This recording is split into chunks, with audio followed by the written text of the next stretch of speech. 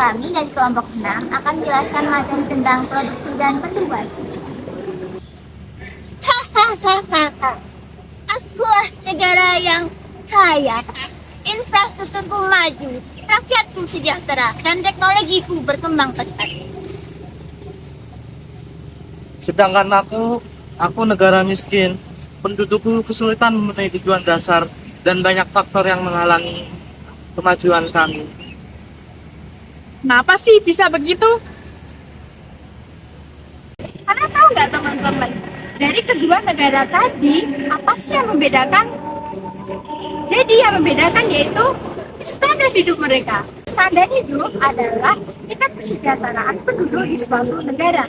Hal ini dipengaruhi satu, pendapatan per kapita, dua, produk domestik bruto atau PDB, yang ketiga, pertumbuhan ekonomi, dan yang keempat, pendidikan, dan yang terakhir yang kelima yaitu kesehatan. Standar hidup ini nantinya akan ditentukan oleh produktivitas. Produktivitas adalah jumlah dan barang yang jasa yang dihasilkan satu orang tenaga kerja pada tingkat waktu tertentu.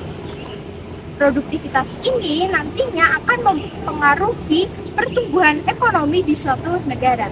Jika suatu negara memiliki tingkat produktivitas yang tinggi, maka negara tersebut akan memiliki pertumbuhan ekonomi yang tinggi pula. Begitupun sebaliknya. Jadi apa sih yang mempengaruhi produktivitas itu?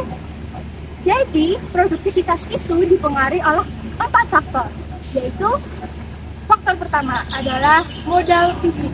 Modal fisik yaitu peralatan dan struktur yang digunakan untuk memproduksi suatu barang dan jasa. Contohnya, ketika kita ingin memproduksi suatu barang dan jasa, maka kita membutuhkan suatu alat, pabrik, dan lain sebagainya. yang kedua, yaitu modal manusia atau human capital. Hal ini berkaitan dengan pengetahuan dan keterampilan yang dimiliki oleh seorang pekerja melalui pendidikan, pelatihan, dan juga pengalaman. Sebagai contoh, suatu negara yang memiliki human capital yang berkualitas maka akan mendorong negara tersebut memiliki produktivitas yang tinggi. Mengapa? Karena human capital yang berkualitas akan dapat mempermudah suatu negara untuk memproduksi barang dan jasa dengan jumlah yang banyak. Ketiga adalah faktor sumber daya alam. Sumber daya alam adalah sumber yang sudah disediakan oleh alam. Sumber ini dapat dimanfaatkan oleh suatu negara dalam memproduksi suatu barang dan jasa untuk memenuhi kebutuhan manusia. Contohnya, dari negara Timur Tengah, mereka memiliki sumber daya alamnya. Dalam sumber daya alam tersebut dapat dimanfaatkan dalam negara Timur Tengah tersebut untuk meningkatkan pertumbuhan ekonomi mereka. Faktor yang keempat yaitu penguasaan ilmu pengetahuan dan juga teknologi atau teknologi knowledge. Hal ini berkaitan dengan pemahaman cara-cara terbaik untuk memproduksi barang dan jasa secara efisien dan juga efektif. Sebagai contoh, jika seorang petani ingin menghasilkan hasil panen yang banyak dan juga berkualitas, maka seorang petani harus memiliki pengetahuan iptek. Hal ini berkaitan dengan teknologi-teknologi pertanian.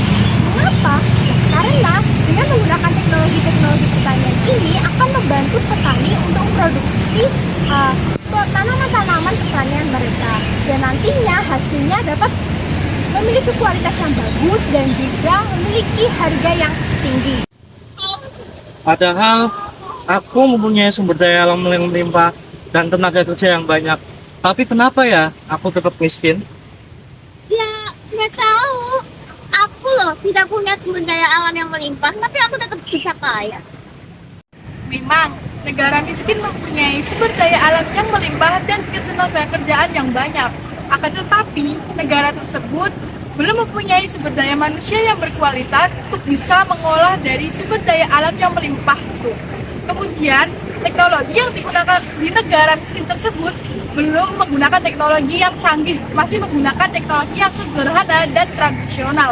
Sehingga produktivitas yang dihasilkan belum maksimal dan pertumbuhan ekonominya pun masih rendah. Selanjutnya, memang negara kaya tadi memiliki sumber daya alam yang sedikit. Tapi di sisi lain, negara tadi memiliki human capital yang berkualitas dan juga teknologi yang canggih. Hal ini mempengaruhi tingginya jumlah barang dan jasa yang dihasilkan negara tersebut.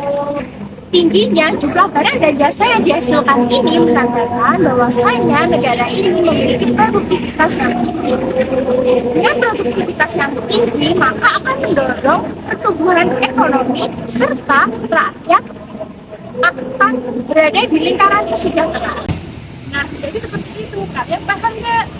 Oh, jadi begitu ya. Paham kok.